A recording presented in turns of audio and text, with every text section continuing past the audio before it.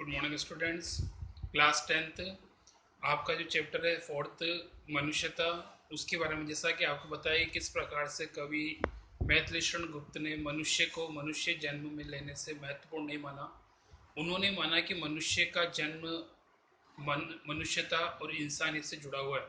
अगर कोई व्यक्ति ऐसा है जो अपने जीवन के अंदर सिर्फ मनुष्य जाति में जन्म लेकर ही मृत्यु प्राप्त करता है तो उसका जीना और मरना व्यर्थ है। उनके अनुसार अगर कोई व्यक्ति परोपकारी है, दूसरों के हित चिंतन की बात करता है और यथासंभव अगर उन दूसरों के प्राणों की रक्षा के लिए अगर प्राणों को बलिदान करता है तो वही व्यक्ति संसार में मनुष्य कहलाने का अधिकारी है। परोपकार, त्याग, क्षमा, दया, त्याग, ये सारे गुण ऐसे हैं जो मनुष्य को इस संसार में अमर बनाते हैं। इसी बात को सिद्ध करने के लिए कवि ने यहाँ पे उदाहरण भी दिए थे, राजा रंती देव का, दधीची का, उशी शिव का और साथ में कर्ण का। इन सभी के माध्यम से कवि ने सिद्ध किया है किस प्रकार से रंती देव ने अपने भोजन का थाल दरवाजे पाए भिक्षु को सौंपा, दधीची ने वज्र अस्त्र बनाने के लिए अपने हड्डियों का दान दिया, राजा शिवी ने कबूतर के बदले अपने शरीर का मांस दिया और साथ में कर्ण ने अपने दान की प्राण का निर्वाह करने के लिए किस प्रकार से अपने कवच और कुंडल जो कि उसके जीवन के आधार थे उनका दान कर दिया। तो ये सब मनुष्य को सिद्ध करते हैं कि मनुष्य को अपने जीवन के अंदर अपने प्राण, अपने वचन और अपने कर्म के द्वारा ये सिद्ध करना चाहिए किस प्रकार से संसार में ये सब चीजें होती है। अब उसी के क्रम में आगे जैसा कि उन्होंने बताया कि सहानुभूति चाहिए महाविभूति है। यहाँ पे सहानुभूति अर्थात दूसरों के प्रति जो प्रेम और दया का भाव है उसे महान माना है। और कवि ये कहना चाहता है कि सबसे बड़ी पूंजी सहानुभूति को कहा है। वशीकृता सदैव है बनी हुई स्वयं है। सारे संसार के जो प्राणी है वो इसके कारण वश में हो जाते हैं। अर्थात हम किसी को अपनी बात कहते हैं तो उसके प्रति दया का भाव दिखाते हैं तो निश्चित तौर पर हमारे वश में होता है।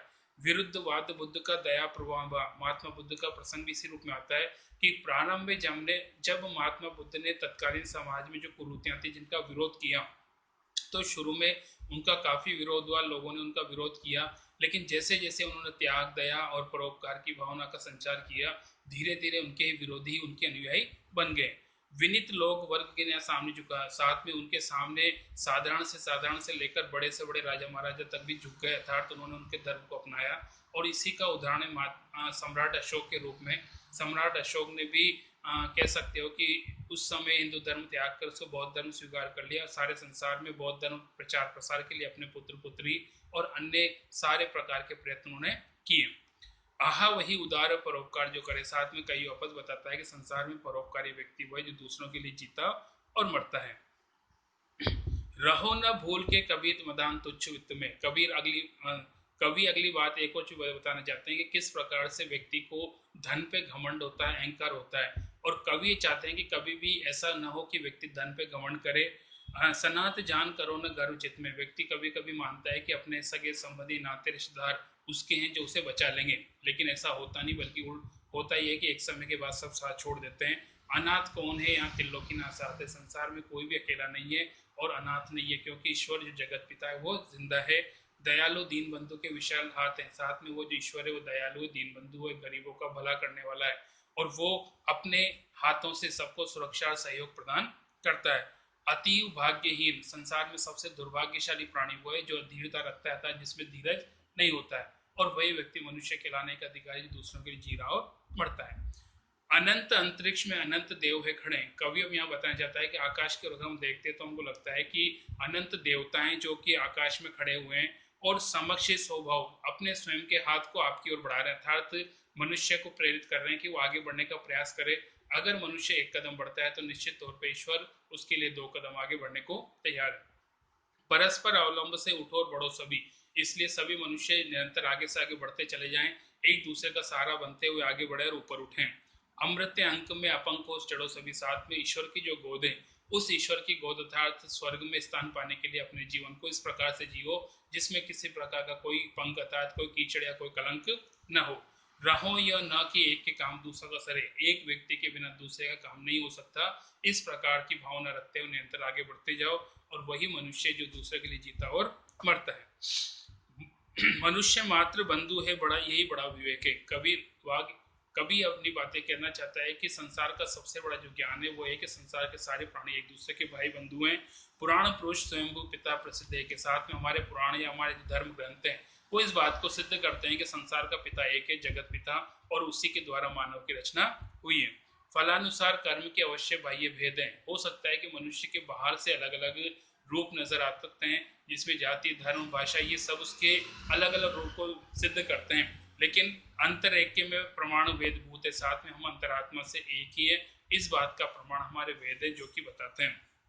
अनर्थ है कि बंधु ही न बंधु की व्यथा है। अगर सास में मनुष्य को इस बात का ज्ञान हो जाए कि संसार के सभी प्राणी उसके हैं, वसुदेव कुटुंबकम, सारा संसार उसका परिवार है, और बाहर के दृष्टिकोण से जाति, धर्म, भाषा, लिंग, प्रांत इन सब की विभिन्नताएं हैं, लेकिन हम अंतरात्मा से सभी एक हैं, इस बात का ध्यान रखना चाहिए। और एक भाई को दूसरे भाई के सुख दुख में साथ आना चाहिए, दुख को दूर करने का प्रयास करना चाहिए। वही मनुष्य जो मनुष्य के लिए जीता और मरता है। चलो अभिष्ट मार्ग में, साथ में कवि यहाँ पे कहना चाहता है कि आपका जो इच्छित मार्ग है, जिस मार्ग पे आप आगे बढ़ना चाहते हैं, अर्थात ईश्वर की गोद या स्वर्ग, उसमें निरंतर खेलते हुए हर्ष सहित निरंतर आपको बढ़ना है। और विपत्ति विघ्न जो भी रास्ते में आते हैं उन सबको ठोकर मारते हुए आगे बढ़ना है। हाँ, घटे न हेलमेल, किसी भी प्रकार का आपसी प्रेम घटना नहीं चाहिए, और बढ़े न भिन्नता, कभी भी आपकी आपस में जो दूरियां हैं वो बढ़े, ऐसा न हो। अतर्क एक पंथ के सतर्क पंथों, साथ में यहाँ पे कवि कहना चाहता है कि वो तर्क से परे जो एकता है, अर्थात विभिन्नता, हमें अनेक प्रकार की विभिन्नता देखने को मिलती है, लेकिन उन सब के होने के बावजूद भी हम सब एक तर्क सहित होकर, अर्थात हम अनेकता में एकता का भाव रखते हैं, अनेक प्रकार की विभिन्नताएं फिर भी हम सब एक हैं, इस भाव को रखते हुए निरंतर आगे बढ़ें, तभी समर्थ भाव है कि ताड़ता व तरे। साथ में कवि बताना चाहता है कि सबसे बड़ा अच्छी बात ये होनी चाहिए कि व्यक्ति अपना तो उद्धार करें, लेकिन अपने साथ साथ दूसरों के उद्धार की भावना को भी ध्यान में रखें, उनका भी प्रयास करें और यथासंभव मदद करें।